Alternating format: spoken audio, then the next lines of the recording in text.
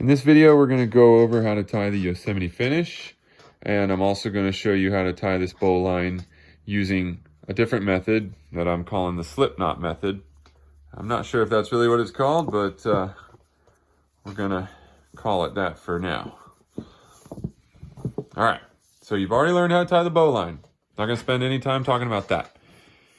There's another method where you can kind of make it with a slip knot, and it looks sort of like magic when you make your bowline. It looks like I've just tied a slip knot, but then I take my working end here and I pass it through, and then I'll just pull my running end away from it, and voila, it just pops right over and flips into this bowline knot.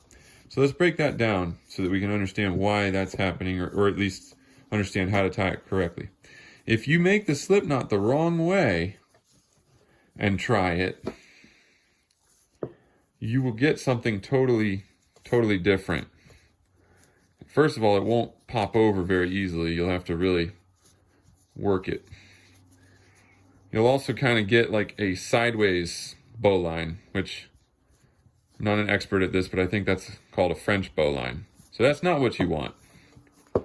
What we want is when we make our slip knot, when we make our first loop, we're going to pull a bite, not from the working end side, but rather from like our standing part or from our running end side, okay? So take your standing part here and just make a bite, pass it through. That's going to be your slip knot. Now at this point, this is going to be your loop, your finished loop, okay? This is what's tying the knot itself, and this will be your finished loop. So this is where you're going to set your loop diameter. This is also where if you want to go around something that's like a ring, capture it, then you've got to go around it now at this point, okay? And then with the tail, remember in my last video I said if the tail is on the outside of your loop, it won't set up very well for a Yosemite finish. So when you lay this out, get ready to put your tail on the inside of your loop. Now, last part here to make this magic happen is to grab your tail and this side of the loop, because they're forming like a parallel, they're forming parallel strands here, okay? You grab that and then you take your standing part or from your running end and just pull, and it slips right over, it pops right over, it turns into a perfect bowline knot as if it were just magic. Now, our tail is on the inside of our loop, so I'm going to show you now how to do the Yosemite finish. Ironically, the first thing you do with your tail is put it to the outside. And then you're going to trace this strand, and you're going to come out towards where your standing part is, okay? Back towards your running end. So you're going to stick it out. And the reason you're going to do that is so that it'll really hug the entire strand, okay? It's going to just keep, and then we're going to trace. Trace, trace, trace. And as you can see, it goes right here. It comes out here, right through there. So I'm going to trace it all the way down there. It is a little bit easier if you have more tail to play with and if your rope isn't as stiff as this one. But I can still pull it off. It's still there. It's still a Yosemite finish. All right. Notice the Yosemite finish looks like kind of like a double figure eight almost. It looks like 3/4 of a double figure eight on that side at least. And then on this side it looks like a bowline with like a beefed up bottom part of it. All right.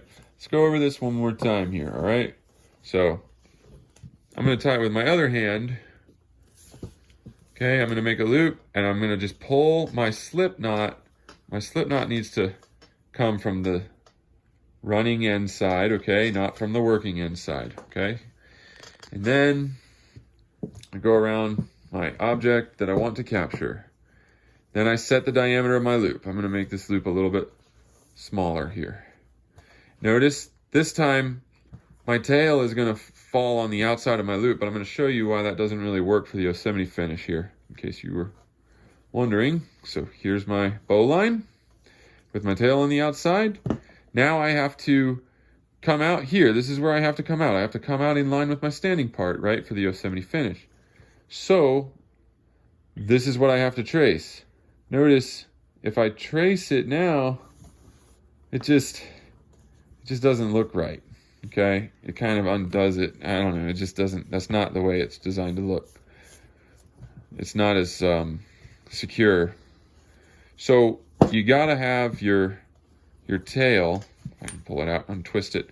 You gotta have your tail to start on the inside of your loop. So from the last video, you saw that it's easy to fix if you do this by accident. You simply undo your tail, unwrap the standing part, and then go around the other way. So there you go. Now I've got it so that my tail is on the inside. And remember, the first thing now for the Yosemite Finish is we actually come under and out to the side so that we can then effectively trace this where it needs to go. Okay? I'm going to trace that there. And now, once we dress it and set it, we get all the strands to kind of sit snugly with each other and lay in place. You can see a nice clean Yosemite Finish. And this is a very effective and easy way to back up the bowline. It uses a lot less rope than like doing a double overhand knot. So that's it.